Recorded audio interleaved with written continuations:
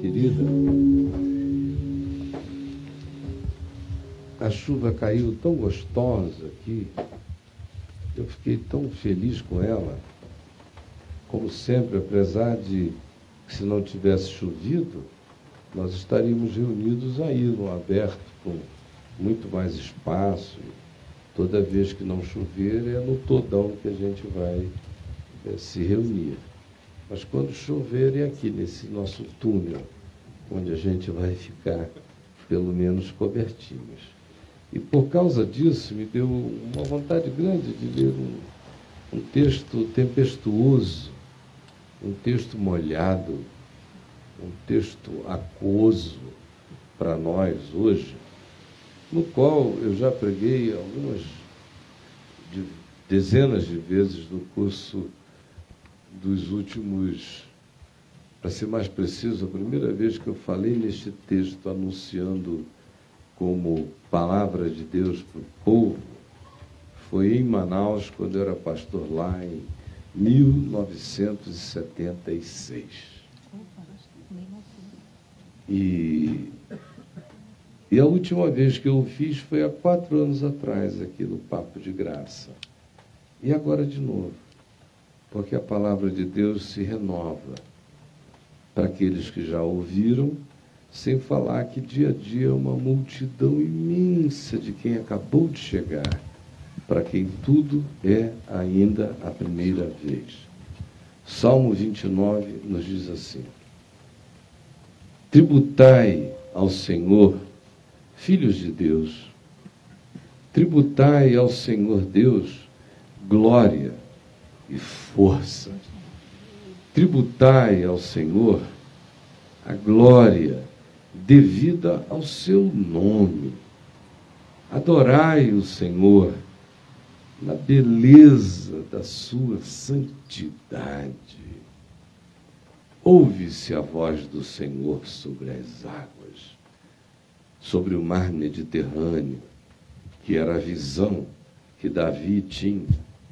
Essas eram as muitas águas, o litoral na frente de Israel, sob uma tremenda tempestade, trovões rebumbando, relâmpagos singrando os céus. E Davi diz: oh, glória, tributem a Deus. Essa é a majestade devida ao seu nome. Ele é o Criador de todas as coisas. Ouve-se a voz do Senhor sobre as águas. Troveja o Deus da glória. O Senhor está sobre as muitas águas. O Senhor está sobre as muitas águas. Repita comigo. O Senhor está sobre as muitas águas. A voz do Senhor é poderosa. A voz do Senhor é cheia de majestade. A voz do Senhor quebra os cedros. Sim, o Senhor despedaça os cedros imensos, mais poderosos. Ele, o Senhor, faz saltar como um bezerro as regiões cheias de montanha, como o Líbano, tanto quanto ele faz estrelas saltitarem como se fossem bois selvagens. A voz do Senhor despede chispas e chamas de fogo. A voz do Senhor faz tremer desertos. O Senhor faz tremer o deserto mais inóspito. A voz do Senhor faz parir, faz nascer, faz dar cria. A voz do Senhor lava, a voz do Senhor desnuda, a voz do Senhor desfolha, a voz do Senhor expõe o que estava para dentro e lava os bosques e as folhas e as árvores. a voz do Senhor faz tudo ser renovado, desnudado e exposto com a sinceridade do que foi revirginado. E no seu templo, que são os céus dos céus, mas, sobretudo, o coração do quebrantado e abatido, no templo de Deus, nos templos de Deus, nas habitações de Deus, tudo diz glória. Louvado seja o seu nome. Porque o Senhor preside os dilúvios. Repita isso comigo. O Senhor preside os dilúvios. Mais uma vez. O Senhor preside os dilúvios. Como rei, presidirá para sempre. O Senhor dá força ao seu povo. O Senhor abençoa com paz o seu povo. É uma coisa, para mim, muito significativa, a realidade de que não existe nenhum cenário criado por Jesus, colocado diante de nós, aqui no planeta Terra, que não seja cenário de tempestade. Nenhum. Pode procurar qual foi o cenário não tempestuoso proposto por Jesus debaixo do sol neste planeta. Qual a imagem que você consegue lembrar, ou qual a afirmação dele com promessas de caminho completamente livre de dificuldades e forrado de confortos, enquanto a gente anda na terra? O que a gente ouve o tempo todo é: não se turbe o vosso coração. Ou, no mundo tereis aflições. Ou, é na vossa perseverança que ganhareis as vossas almas. Ou, aquele que não prosseguiu foi porque não suportou a pressão das tentações, das tribulações deste mundo e de outras coisas do gênero, e abafou e fez a semente da vida morrer no seu interior. Ou a expressão máxima dele, quando diz, ao final do sermão chamado da montanha, no capítulo 7, no verso 24, dizendo: aqui eu compararei o homem e a mulher que creram na minha palavra e a puseram para dentro do coração. Se não há alguém como um pai de família, um construtor responsável, que construiu a sua casa sobre a rocha, sobre o fundamento da sabedoria, da consciência, da verdade, do perdão, da lucidez que não compra brigas com o cão, com o perverso, com o doido, com o hostil. Aquele que resolveu edificar a sua casa sobre as bases da não vingança, mas da paz. Aquele que determinou que no que dependesse dele ele teria paz com todos os homens. E que não agasalharia no coração nenhum espírito revanchista, ao contrário, creu no que Jesus disse quando afirmou: ore pelo seu inimigo e seja generoso, bondoso, intercessor daquele que persegue você. Não vença o mal com o mal, porque é derrota infernal. Só se vence o mal com o bem. Mas ele diz: esse que crê em mim vai viver o tempo todo como quem erigiu a sua casa numa rocha poderosa, invencível, mas que nem por causa disso está alheia, isenta e poupada de tempestade, dilúvio, açoites, vendavais, perplexidades, tudo que ele disse que viria. E descreveu de tantos outros modos diferentes também.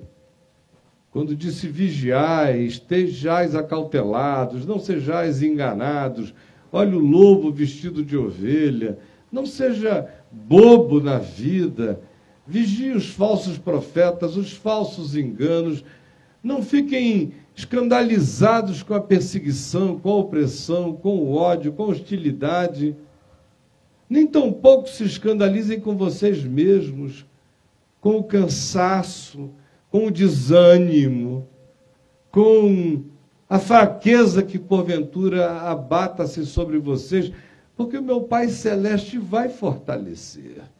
E quando vocês forem levados, perplexos, para terem que responder o irrespondível, não se preocupem, vocês vão receber sabedoria naquela hora.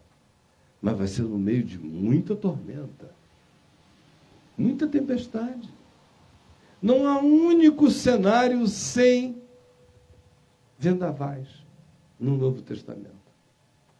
Não há uma única palavra que diga vá, porque nada aparecerá diante de si. Ao contrário, eu vos dei autoridade sobre serpentes e escorpiões, porque a gente vai ter que pisar nos bichos. Sobre todo o poder do maligno, porque vai estar cheio. O convite é o tempo todo esse, nesse mesmo espírito. Tomemos a armadura de Deus, coloquemos o capacete da salvação, a couraça da justiça, cinjamo-nos com a verdade, empunhemos o escudo da fé, a espada do Espírito, calcemo-nos com o evangelho da paz. Tudo isso pressupõe hostilidade. A nossa luta, não é o que se diz? Não é contra a carne, contra o sangue, mas é luta. Luta por dentro, luta por fora. Como Paulo diz, não quero, irmãos, que ignoreis a natureza das tribulações que me sobrevieram. Algumas do lado de fora, outras do lado de dentro, mas dilúvios.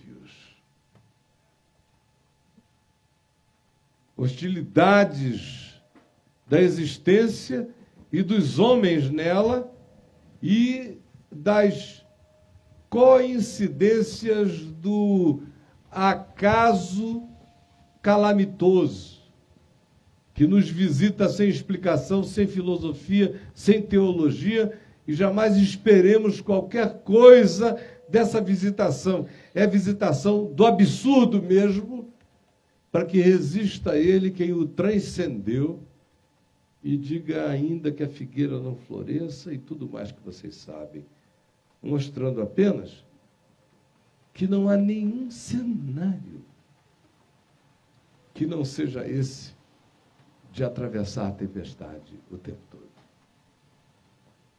A gente só escolhe quem somos nós na travessia. Se a gente ergue a existência na solidez do Evangelho, ou se a gente a ergue sobre nossas opiniões, nossos caprichos, nossas ideias, nossas médias ponderadas, nossas vontades prevalentes, nossas idiotices consagradas como sabedoria da cultura familiar, enfim, tudo aquilo que a gente, sem acordo com o Evangelho, decide que é o elemento, a base sobre a qual a gente vai construir a vida. E isso tudo Jesus disse que é areia movediça, que vai, que não aguenta as intempéries. Então, olha aqui para mim. Isto dito, uma pergunta é obrigatória. Por que essa mania de Deus com a tempestade? Por quê? Jesus tinha essa climatologia pessimista, existencial, porque quando ele define um clima, quando ele pensa num weather,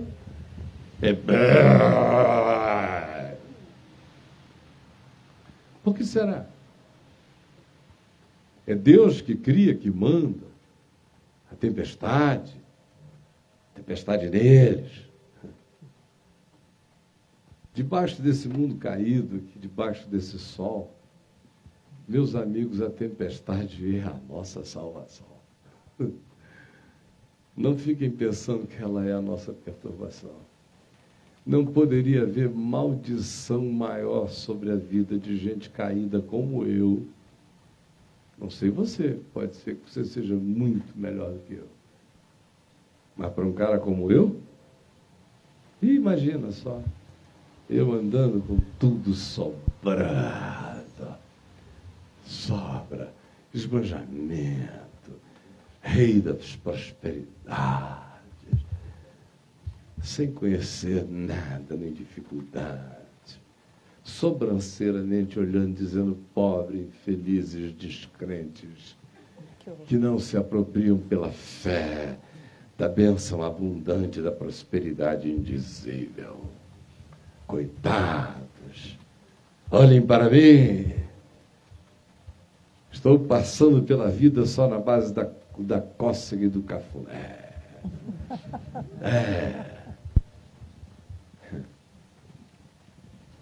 Só um cara a quem Deus odeia vai receber esse tipo de caminho.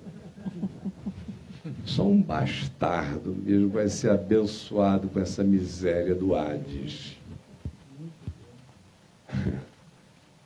Que é o cara que segue próspero, venturoso, insensivelmente bem-sucedido, dia a dia mais glutão de desejos, jactante de vitórias, considerando cada vez mais o próximo inferior, o que sofre um coitadinho, o que não consegue realizar um pobre estúpido, e aquele que derrapa na vida e não chega onde ele chegou, se ficar para trás, merece a derrapagem. Quase todos os que eu vejo que receberam carta branca para irem prosseguindo, aceitando as propostas daquele que diz, tudo isso eu te darei se prostrado e me adorares, que se transformam os seres mais miseráveis, desgraçados e infelizes desta vida, mesmo quando não sentem dor nenhuma, nunca têm falência nenhuma, nunca provam redução nenhuma, nunca venham a conhecer qualquer tipo de restrição para a vida, ainda assim, o que se esburaca neles e o que daí decorre de desagregamento conjugal, familiar, pessoal, interior, a desgraça de uma desconstituição humana no indivíduo em troca do surgimento de um ente presunçoso e monstruosamente amorfo e sem nenhum caráter de gratidão no ser, o que é algo miserável para alguém carregar no próprio coração. Não dá para viver debaixo do sol sem tempestade, porque sem tempestade eu me corrompo. É por isso que a Escritura diz, por exemplo, em Romanos, no capítulo 5, que nós somos justificados mediante a fé e por isso temos paz com Deus por meio de nosso Senhor Jesus Cristo e vivemos firmes, atrelados à esperança da glória de Deus, da glória eterna, que já é nossa. Já passamos da morte para a vida em Cristo. Quem tem essa segurança e esse descanso, botou o pé nessa rocha que não muda. E aí Paulo prossegue e diz, e gloriemo-nos também nas próprias tempestades, nas próprias tribulações, sabendo que a tempestade é produtiva. A tempestade é produtiva, a tribulação é produtiva. E aí, uma outra percepção óbvia, sobre a qual eu falo já tem mais de 40 anos, qualquer um constate. No Novo Testamento, a palavra produz só aparece depois da palavra tribulação. A tribulação produz esperança. Tribulação produz, antes disso, vencida, ela produz perseverança, ela produz experiência, ela produz esperança, ela gera um coração não confuso, cada vez mais firme, ela produz eterno peso de glória por vir a ser revelado em nós, ela produz, segundo Tiago, caráter firme, não dobre, um caráter não macunaíminizado, mas único no carnegão do Evangelho nele plantado. A tribulação produz convicção de fé cada vez mais extensa e gera uma resistência inabalável. Nesse mundo caído, eu não tenho que buscar a tribulação, ela me acha. Vem sobre maus e bons, justos e injustos. Mas se ela chegar, se a tempestade chega,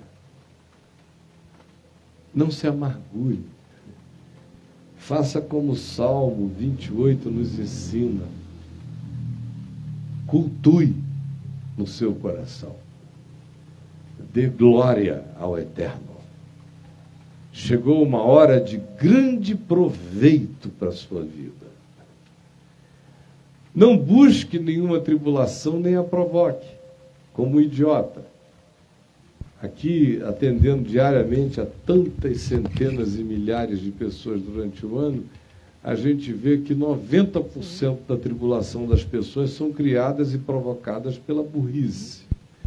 Não estou falando de provocar isto. Só um idiota faz assim contra si mesmo. Pode deixar o bichinho aí. É uma ratazana. Não, é um gambá. Pode ficar em paz. Fique em paz, sem nervosismo. Aqui é casa de amazonense. Fique em paz, tá bom? E sem crise. Pois bem, ontem eu não vou dizer onde ela estava ontem, não. Olha só, olha só como o que faz mal é a distração da tribulação. Enquanto eu estava falando da tribulação, o foco de vocês estava lá e foram para a ratazana, morreu o que eu estava dizendo. Viram como até aqui dá para entender? O fluxo não distraído da tribulação produz uma consciência. A ratazana sabe Deus o que produz na cabeça da gente. Então, olha aqui para mim.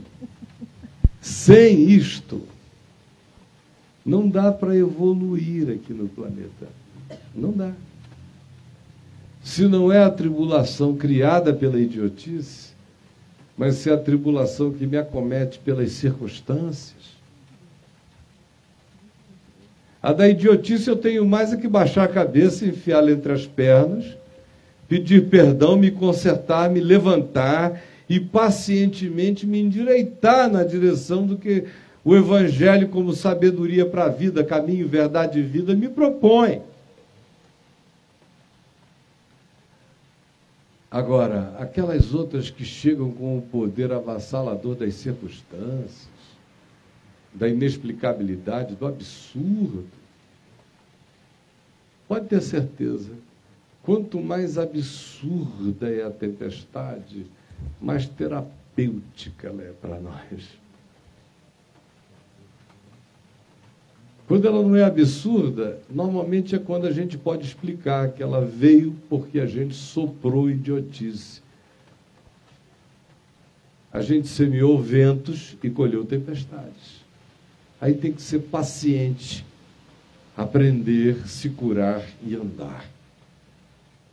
Agora, essa que chega como um absurdo inextricável, inexplicável na vida da gente,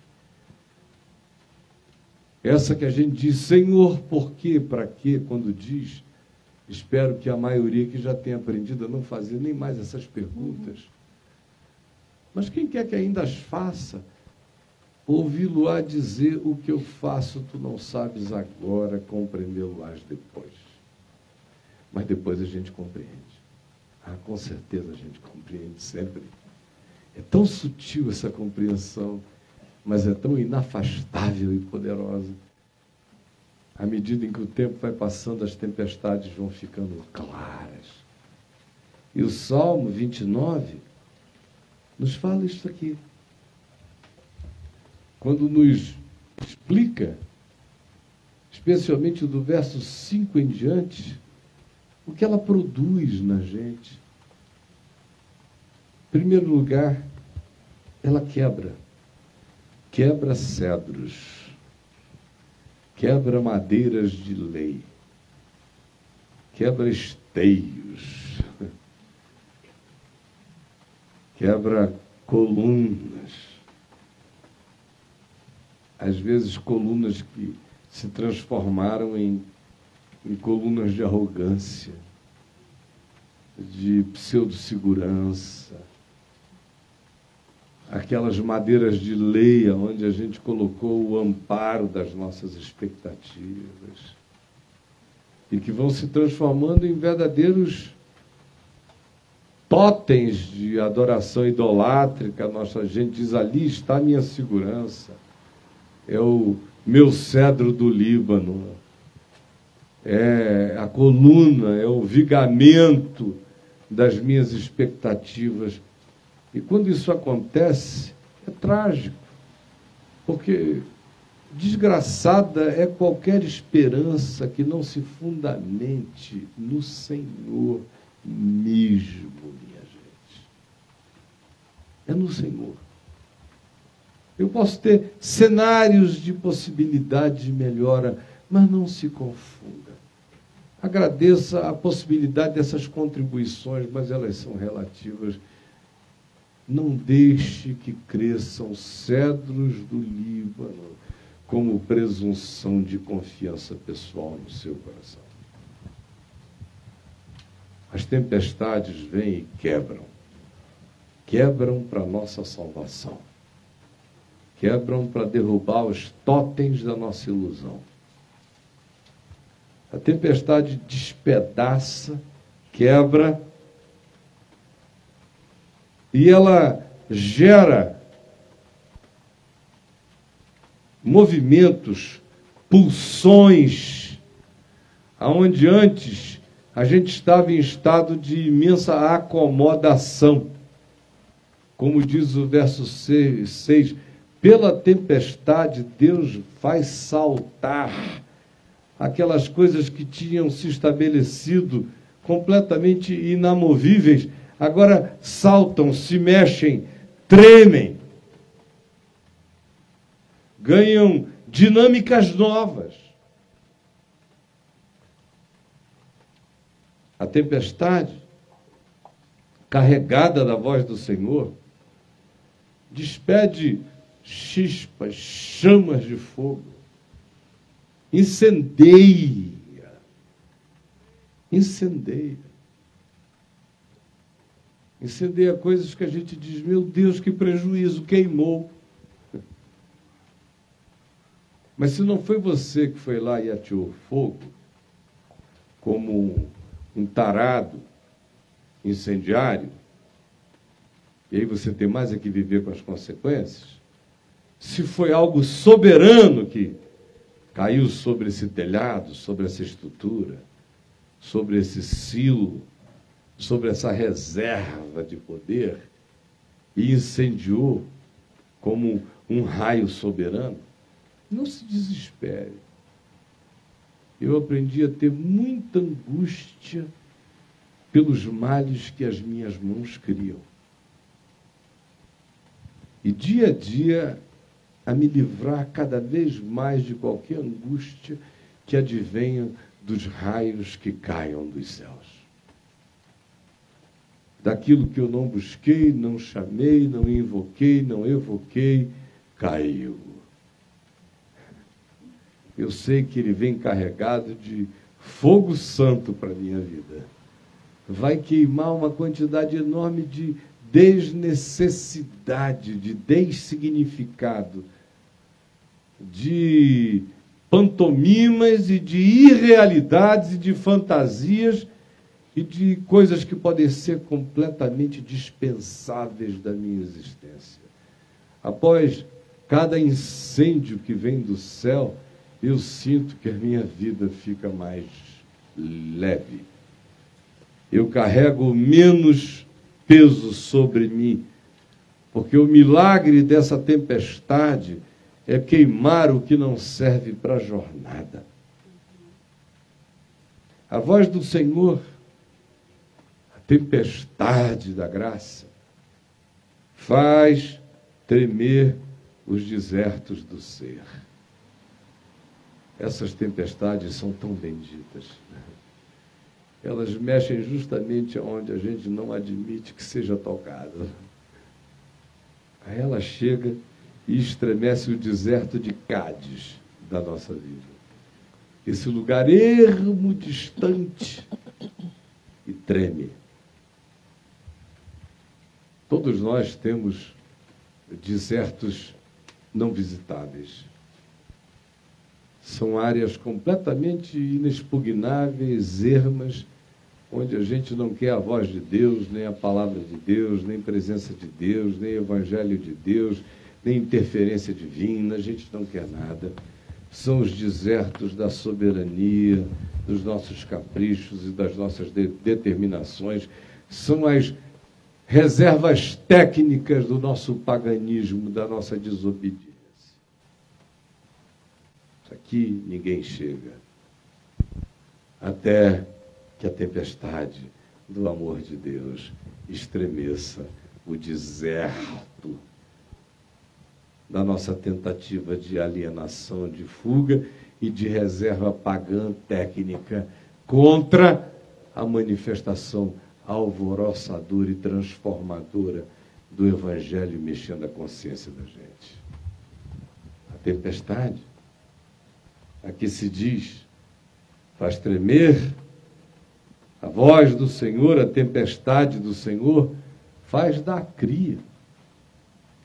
Cria as corças, lá dentro de grutas, nos desertos do Negueb, nas regiões das cabras montezinhas, onde há muitas corças, região de Enguede, ou lá nas montanhas de Naftali, com tantas corças. A tempestade chegava, os trovões, o ribumbar, as chispas de fogo, os tremores das estruturas, e de repente, o que você vê é o parir de seres que muitas vezes só nascem no susto. Tem coisas na gente que só nascem no susto. Senão elas ficam em sofrimento para sempre. Não nascem nunca. Como Paulo diz em 1 Coríntios, no capítulo 15, versos 9, 10, 11, 12, quando ele diz, e depois de todos, depois de Jesus ter aparecido a todos, quando ele mesmo já tinha sido assunto aos céus, anos depois, bem depois, apareceu também a mim, como a um nascido fora de tempo, como a um neném que tenha nascido 10 anos depois do prazo, entrou em sofrimento angustioso e foi arrancado com fórceps no caminho entre Jerusalém e Damasco. Só uma tempestade daquela magnitude, com raios, tremores e terremotos e grandezas e choques e pânicos e medos e sustos e absurdos e inexplicabilidades para fazer aquele homem parir a nova criatura que em sofrimento não conseguia eclodir de dentro dele. É só você olhar para a sua vida e ver se as coisas mais legais que te aconteceram porque você estava em voo de cruzeiro, em estado de arrebatamento confortável, ou se foram aquelas que foram paridas, as crias que nasceram do susto da sua vida, do pânico, do choque. É no choque que o melhor de nós brota. É no susto que as crias presas dentro de nós são provocadas e trazidas à luz. E você Olhe para a realidade da sua vida, ao invés de se queixar da tempestade, agradeça e diga glória. Porque sem a manifestação dessa soberania absurda, sendo nós como nós somos, insensíveis como somos, entupidos como somos, sem a tempestade, nada brota de dentro da gente. E ainda mais se diz que a tempestade tem o poder da nudez. Desnuda os bosques. Se você, por exemplo, fosse de dia e olhasse as folhas aqui em volta, na mesma hora depois da tempestade você vê que todas as velhas foram varridas. O vento que sopra limpa todas as folhas velhas e lava todas as que estão precisando se renovar de tal modo que subitamente tudo ganha um verde diferente, uma cor diferente. Eu não sei se apontando para o lado de lá, o jovem consegue focar alguma coisa, mas o verde, até à noite aqui, você consegue ver como fica tudo mais nítido, desnuda, lava. A tempestade tem esse poder de tirar tudo aquilo que não é, de desgalhar a gente, de derrubar pau podre, galho que não presta, folha velha. É uma faxina da graça na natureza. É a tempestade.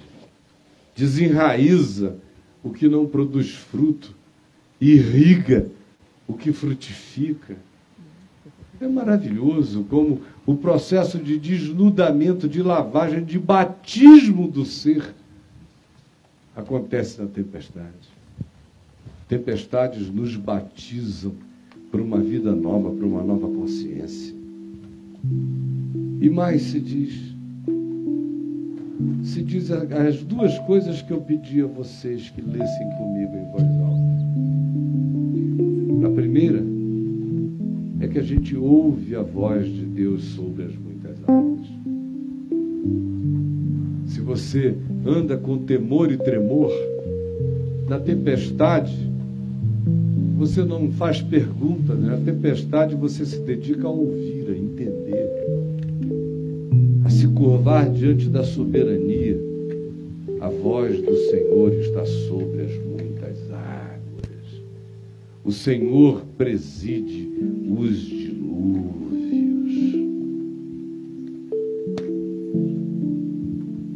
Quando a gente entende isso, o resultado é que surge dentro de nós um espírito de glória, de gratidão, de certeza absoluta. Todas as coisas, todas as tempestades, todas as circunstâncias convergem e cooperam para o bem, para o desnudamento,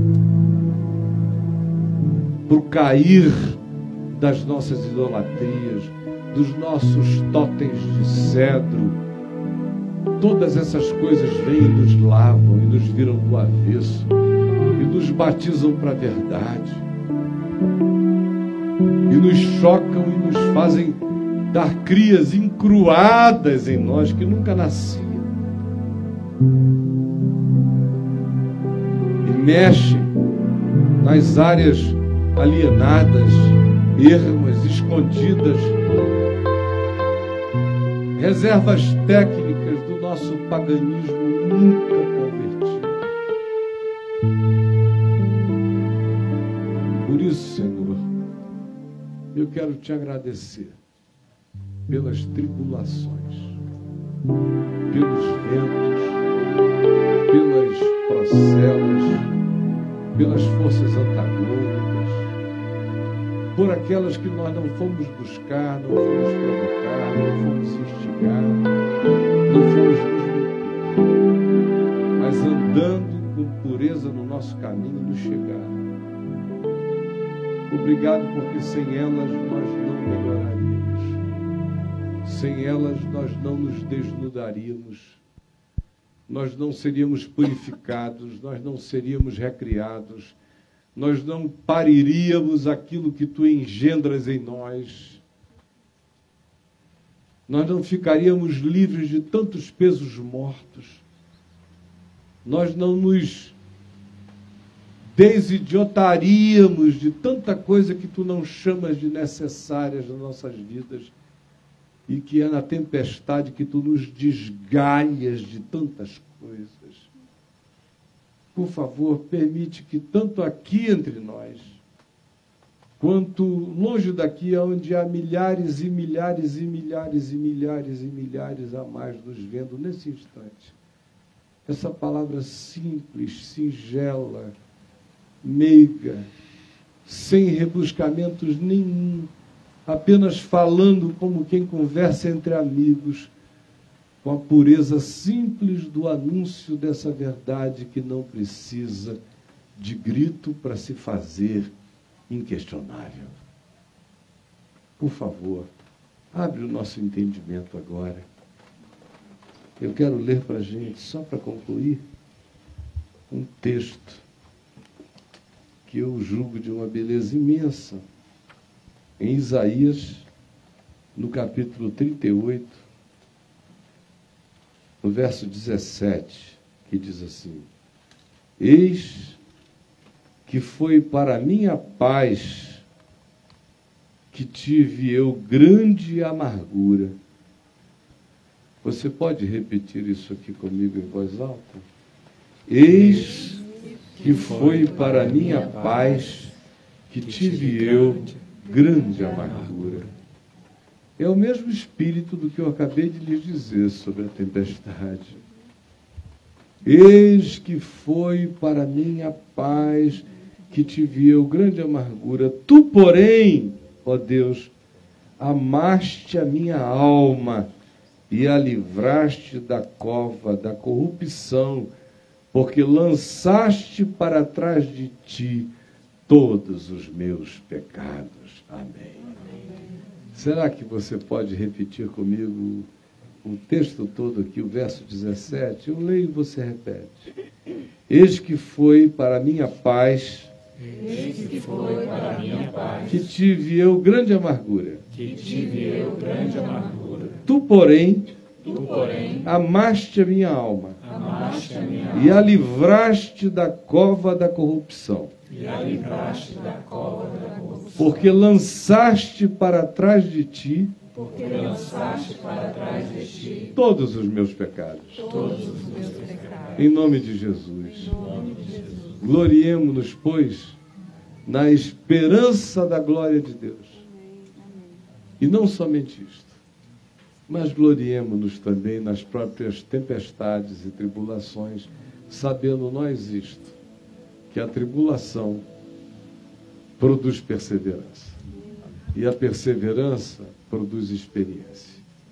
E a experiência produz esperança.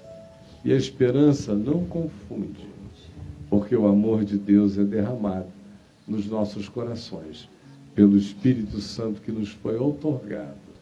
Sabendo nós também isso, que a tribulação, que a tempestade, produz eterno peso de glória sobre nós. E quando nós perseveramos firmes na fé, a tempestade, a tribulação produz caráter, produz rigidez, produz inabalabilidade no Senhor Jesus. Amém? Amém. Alguém escreveu mais aí? Muita gente escreveu. A Elizabeth, minha filha, é rebelde. Sindomar, de Taquara, Rio Grande do Sul, pede oração pelo tio Valdir com fibrose no pulmão. Gabriela, de Alagoas, o pai está com artrose e outras coisas, diabetes. O Samir, de São Paulo, pai enfermo, também diabetes, ferida aberta na perna. A mãe na cadeira de rodas por causa de um atropelamento. e aguarda a cirurgia no SUS. José Carlos, a mãe de 80 anos, muito doente. A Elizabeth tem problemas na vesícula e síndrome do colo irritável, é de Araraquara, em São Paulo. E a Ana Lima, do Rio de Janeiro, orando por gente que ela ama com muitos problemas. O Manuel ora pela filha Cristiane, que está nas drogas e as coisas andam agressivas na casa dele. O Rodrigo, de Santa Cruz, também pede oração porque ele está vivendo a dor de ter sido traído pela esposa. A Jussara ora pelo genro e a filha que estão desempregados. A Lídia pelas filhas dela. O pai as chantageia e elas sofrem porque os pais são separados. A Cláudia, do Paraná, pede oração pela irmã que sofre de transtornos mentais. O Marco pede oração pelo amigo Júnior, que está fazendo a cirurgia no estômago. A Laci, da Ilha do Governador, pede oração pela irmã em profunda depressão. O Lincoln, do Paranoá, está desempregado e doente. O Gilmar também pede oração pela família, por gente que ele ama, problemas sérios. A Lisbeth, do Rio, pelo irmão. O Jefferson, de Natal, está com síndrome do pânico e pede oração. A Claudete, do Rio de Janeiro, ora pelo filho angustiado. A Débora, do Rio. 2 também decorrentes de fibromialgia. O Rafael, de Niterói, ora pelo pai dele, de 65 anos, e que está desempregado. A Márcia, de Botucatu, em São Paulo, ora pela irmã Silvia, com perda de audição e labirintite. A Cristina, da Praia Grande, está enfermo. O Daniel, de Natal, está em grande abatimento. E a Niedja quer engravidar e não engravida. A Maria ora pelo Lucas, para que ele pare de beber. A André, a depressão do pós-divórcio. A Márcia ora pela irmã que está com graves problemas no casamento. E assim a Rosa, a Ilma, o Luiz Francisco, a Ana Carolina de Bauru, a Juliane, o Wellington, todos esses pedem orações diversas e variadas. E o Tiago manifesta grande gratidão porque a tempestade veio sobre ele para o seu bem. Vamos ficar em pé. Vamos dar as nossas mãos.